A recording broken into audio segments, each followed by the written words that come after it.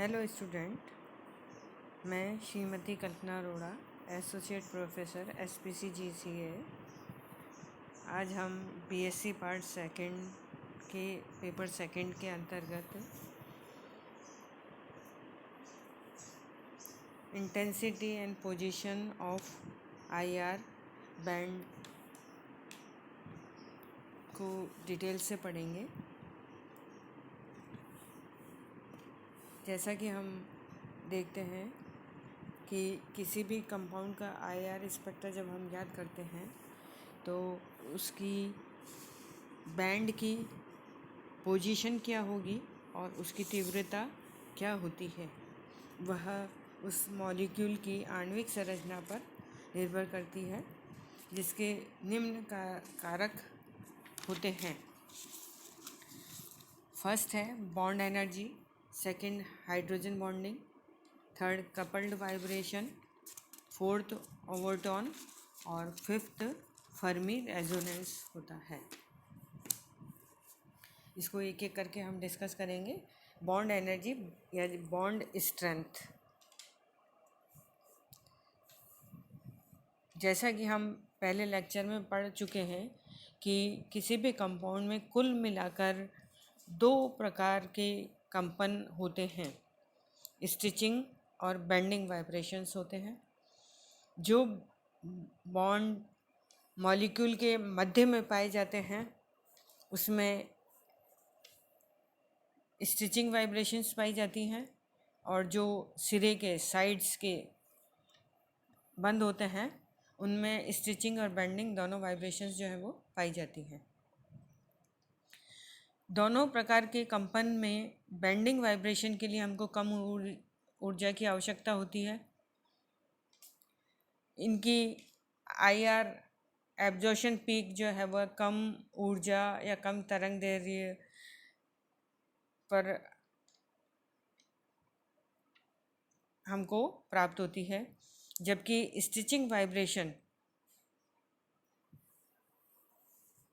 का अवशोषण उस बंध की ऊर्जा पर निर्भर करता है कि वह बंध कितना स्ट्रॉन्ग है। इसको समझने के लिए हम हुक के नियम को समझते हैं, या हुक ने इसको समझने के लिए हुक ने एक नियम दिया जिसके अनुसार कंपन की आवृत्ति बंध के बल नियतांक के वर्गमूल के समानुपाती होती है। इस नियम के अनुसार बंध की आवृत्ति निम्न समीकरण की सहायता से ज्ञात की जा सकती है। Mu bar is equal to 1/2 pi C under root of K upon M1 M2 divided by M1 plus M2 पर सेंटीमीटर होती है, जिसमें म्यू इजिकल टू होता है M1 M2 divided by M1 plus M2 होता है, जिसे रिड्यूस्ड मास के रूप में व्यक्त किया जाता है। M1 पहले एटम का मास और M2 दूसरे एटम का मास होता है। C velocity of light, K force constant है जो बॉन्ड स्ट्रेंथ पर निर्भर करता है। बंध जितना अधिक मजबूत होगा K का मान भी उतना ही अधिक होता है। इस समीकरण से स्पष्ट है कि बॉन्ड अगर स्ट्रांग होगा तो K का मान स्ट्रांग होगा। अगर दो परमाणु जो हैं वो भारी होंगे तो उनकी कंपन आवृत्ति जो है वो कम हो जाती है, K का मान अगर स्थिर रहता है। इसमें भी एक एटम का मान अगर हम स्थिर रखें और दूसरे का डिफरेंट करते जाएं, मीन्स हैवी अगर एटम हो जाता है दूसरा, तो उस केस में भी क्योंकि वेट बढ़ गया है तो फ्रीक्वेंसी का मान जो है वो कम हो जाएगा। इसको एग्जाम्पल के रूप में हम समझ सकते हैं। एक बंध लिया है हमने CH और CD, जिसमें H की तुलना में ड्यूटेरियम जो है वो हैवी एटम होता है। तो एक बंद है आपका CH, दूसरा बंद है आपका CD।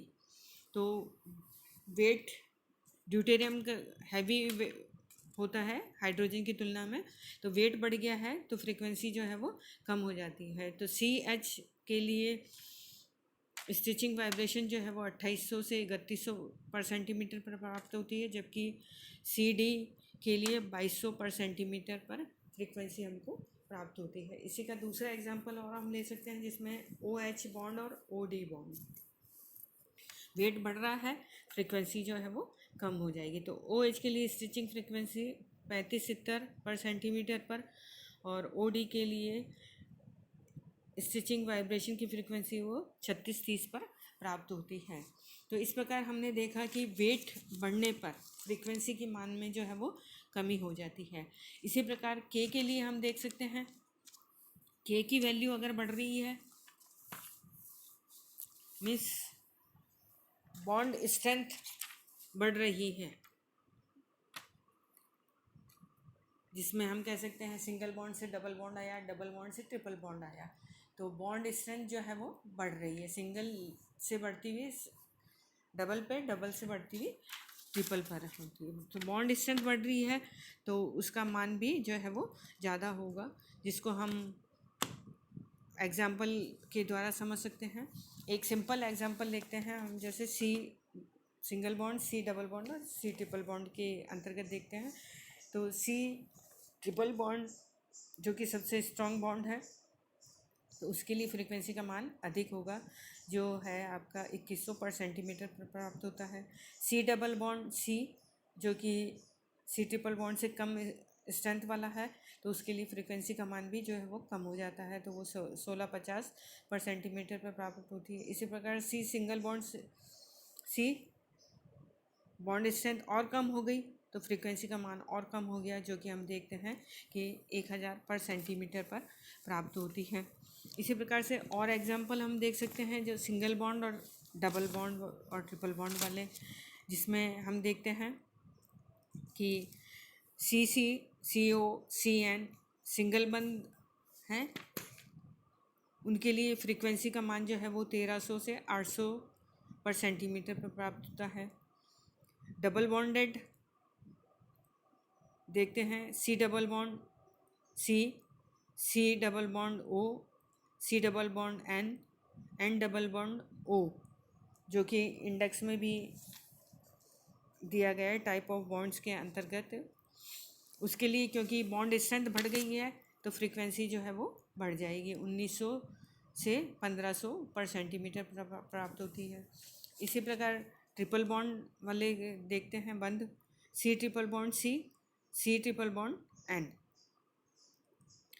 बॉन्ड स्ट्रेंथ बढ़ गई है तो फ्रीक्वेंसी का मान भी जो है वो बढ़ जाता है, 2300 से 2000 के मध्य उस एब्जॉर्प्शन पीक जो है वो हमको प्राप्त होगी। नेक्स्ट है आपका हाइड्रोजन बॉन्डिंग।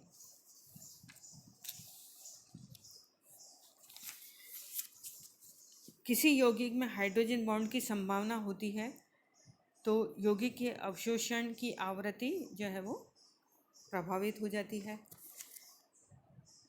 हाइड्रोजन बनने की संभावना उन यौगिकों में होती है या किन किन कंपाउंड्स में हाइड्रोजन बॉन्डिंग की संभावना पाई जाएगी जिनमें कोई प्रोटॉन दाता समूह HX या प्रोटॉन ग्राही समूह Y विद्यमान हो, या हम कह सकते हैं कि ऐसे कंपाउंड्स में हाइड्रोजन बॉन्डिंग पाई जाएगी जिनमें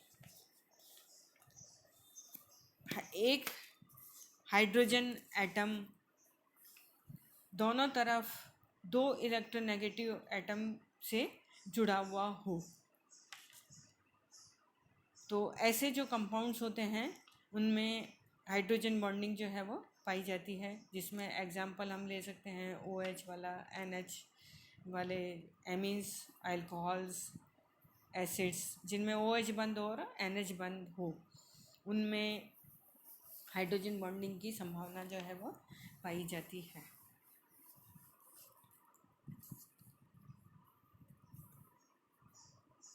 कार्बोक्सिलिक एसिड